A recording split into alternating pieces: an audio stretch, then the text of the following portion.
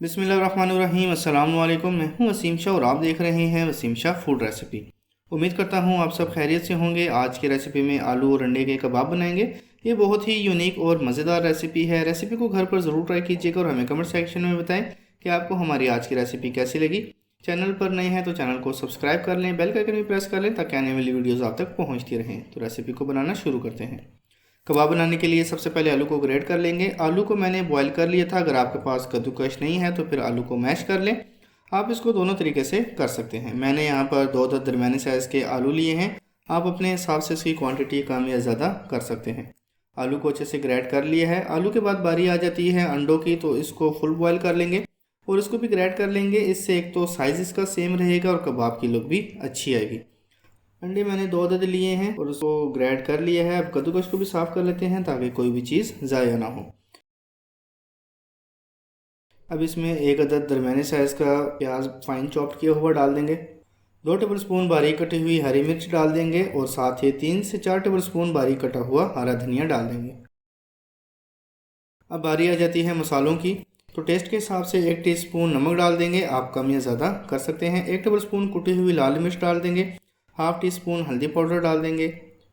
Half tea spoon ज़ीरा powder डाल देंगे। 1 टेबलस्पून भर के धनिया पाउडर डाल देंगे। 1/4 टीस्पून काली मिर्च पाउडर का डाल देंगे और लास्ट में 1/4 कप कॉर्नफ्लोर का डाल देंगे। इससे जब कबाब फ्राई होंगे तो बिल्कुल भी नहीं टूटेंगे। अब इन सब चीज़ों को अच्छे से मिक्स कर लेंगे ताकि ये एक जान हो जाए और जब कबाब को फ्राई करें तो ये बिल्कुल भी ना टूटे। अक्सर लोग इसमें कॉर्नफ्लोर नहीं डालते जिसकी वजह से कबाब टूट जाते हैं। बैटर अच्छे से तैयार हो गया है। अब इसके कबाब बनाकर फ्राई कर लेते हैं।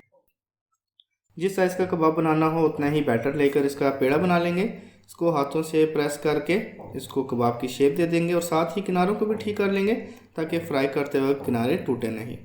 एक कबाब तैयार हो गया है, बाकी के भी इसी तरह तैयार कर लेते हैं और इसको फ्राई कर लेंगे।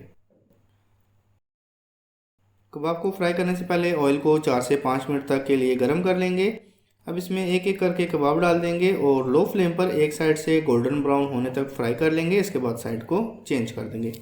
4 से 5 मिनट तक लो फ्लेम पर रखने के बाद कबाब अच्छे से फ्राई हो गए हैं। अब साइड को चेंज कर लेते हैं ताकि दूसरी साइड से भी अच्छे से फ्राई हो जाए।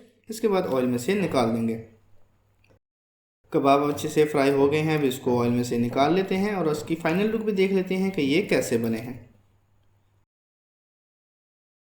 कबाब बहुत ही नरम और मज़ेदार बने हैं। कलर भी इसका बहुत ही मज़े का आया है और बहुत ही सिंपल सी रेसिपी है। आप इसको चाय के साथ भी बनाकर सर्व कर सकते हैं। रेसिपी को घर पर ज़रूर ट्राई कीजिएगा और हमें कमेंट सेक्शन में बताएं कि आपको हमारी आज की रेसिपी कैसी लगी। रेसिपी पसंद आए तो उसको फ्रेंड्स और फैमिली मेम्बर्स के साथ ज़रूर शेयर करें। चैनल पर नए हैं तो चैनल को सब्सक्राइब कर लें, बेल का आइकन भी प्रेस कर लें ताकि आने वाली वीडियोज़ आप तक पहुँचती रहें। तो मिलते हैं इंशाल्लाह अगली वीडियो में। तब तक के लिए अल्लाह हाफिज़।